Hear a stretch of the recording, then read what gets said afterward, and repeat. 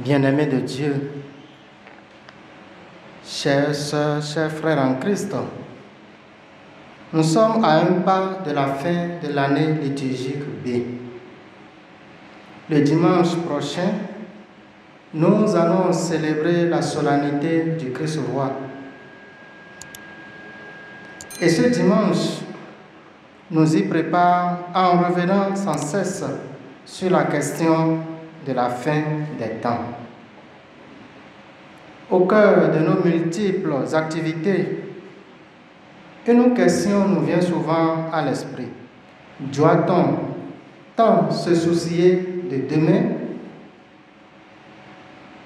Quand le Christ reviendra-t-il? Ne doit-on pas surtout se préoccuper de l'instant présent? Certains pensent tellement à l'avenir qu'ils oublient et ne vivent même plus le présent. Or, nul ne sait ni le jour ni l'heure, même pas le Fils qui est Dieu.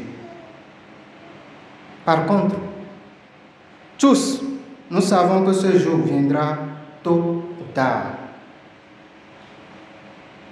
Après un temps de méditation, je me demande si notre préoccupation ne devrait pas être de chercher à faire la volonté de Dieu et de témoigner de Dieu pour pouvoir mieux lui plaire, plutôt que de chercher quand est-ce qu'il reviendra. Puisque si nous faisons la volonté de Dieu, nous mourrons. Et si nous ne faisons pas sa volonté, nous allons aussi mourir. Et comme le dit Saint Paul, il vaut mieux croire en la résurrection, donc chercher à faire la volonté de Dieu et s'abandonner à lui et constater après que tous ces efforts ne sont que peine perdue, plutôt que ne pas y croire et constater le contraire plus tard. L'attente de la venue du temps de Dieu nous incite ainsi à la prudence, l'engagement d'une vie vertueuse. Il est tellement difficile d'expliquer cette réalité que Daniel, dans la première lecture, et Marc, dans la page de l'Évangile, utilisent un langage apocalyptique. Les lectures de la liturgie de ce jour nous invitent simplement à vivre dans l'espérance. Cette espérance va plus loin que cet immédiat terrestre. Si la terre sur laquelle nous habitons et voyons doit disparaître, de même que le ciel que nous espérons, alors que sert à l'homme de perdre son temps avec tant de mortification? L'espérance nous permet de passer du temps des hommes au temps de Dieu. Les récits apocalyptiques de ce dimanche nous mettent en marche et renforcent ainsi notre quête de Dieu. Vivre, c'est espérer. Et sans espérance, la vie n'aura pas de sens. Espérer, c'est s'ouvrir au temps de Dieu qui nous fait signe. Jésus lui-même se dirigera vers la mort qui lui est préparée dans la foi et dans l'espérance. Lui-même ne cherche pas à s'assurer dans un savoir de ce qui l'attend. Plus qu'un appel à discerner les signes des temps, le Christ nous exhorte à une vigilance active devant les épreuves et les persécutions. L'espérance chrétienne trouve cette certitude non dans de vains calculs qui permettraient de prévoir l'avenir à partir des événements de l'histoire ou des phénomènes de la nature. Nous sommes invités simplement à nous abandonner à l'œuvre de Dieu. L'idée que le ciel et la terre sont appelés à disparaître est un lieu commun de toutes les apocalypses. Elle n'est mentionnée ici par le Christ que pour souligner l'irrévocable permanence de la parole divine qui est celle de Jésus. Elle concerne les disciples qui entendent ce discours de Jésus. Elle est pour demain la terrible détresse de la passion du Golgotha, où le ciel lui-même s'obscurcira. Elle est annonce de la mort et de la résurrection du Christ.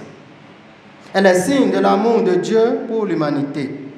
Ciel et terre passeront, mais ses paroles ne passeront pas. Jésus est le Verbe incarné. Il est la parole. S'il est ressuscité pour toujours, alors lui qui est parole rend immortelle sa parole, qui enracine ainsi notre espérance. Bien-aimés de Dieu, l'espérance nourrit notre foi et nous permet de donner force à la proximité de Dieu. Elle se concrétise dans nos relations interpersonnelles qu'elle vivifie. Nous invitant à demeurer dans l'espérance, le pape François déclare dans son message adressé à toute la communauté lors de la 8e journée mondiale des pauvres que nous célébrons aujourd'hui que personne n'est exclu du cœur de Dieu, car devant lui, nous sommes tous pauvres et nécessiteux. Nous sommes tous des mendiants, car sans Dieu, nous ne serions rien. Nous n'aurions même pas la vie si Dieu ne nous l'avait pas donnée. Pourquoi alors se soucier de demain? Et pourtant, combien de fois vivons-nous comme si nous étions les maîtres de la vie ou comme si nous devions la conquérir? L'espérance nous ouvre à l'amour de Dieu qui se vit dans la persévérance et dans l'attente. Le temps de Dieu n'est pas le temps des hommes. Et au pape d'ajouter que c'est de la pauvreté que peut jaillir le chant d'espérance le plus authentique. Il encourage les chrétiens à développer un cœur humble qui a le courage de devenir mendiant, car l'humilité engendre la confiance en Dieu. Il rappelle que les pauvres ont une place privilégiée dans le cœur de Dieu, attentif et proche de chacun d'eux. Tous, nous sommes pauvres de quelque chose. D'où la nécessité d'être attentionnés les uns envers les autres. Alors, quel acte pourrais-je poser aujourd'hui pour marquer cette journée? Si la prière ne se traduit pas par une action concrète, elle est vaine. En effet, la foi sans les œuvres est morte. Bien-aimés de Dieu, à la lumière des lectures d'aujourd'hui et à l'occasion de la journée mondiale des pauvres, prions pour la conversion de ceux qui causent la souffrance et la guerre dans le monde. Prions aussi pour les pauvres de nos sociétés, afin qu'ils croisent sur leur chemin des personnes capables de les regarder avec compassion et de les aider, un temps soit peu, à trouver le nécessaire pour vivre dignement. Que le Seigneur rende charité plus active et concrète toutes nos manifestations envers ces pauvres, lui qui est vivant maintenant et dans les siècles des siècles.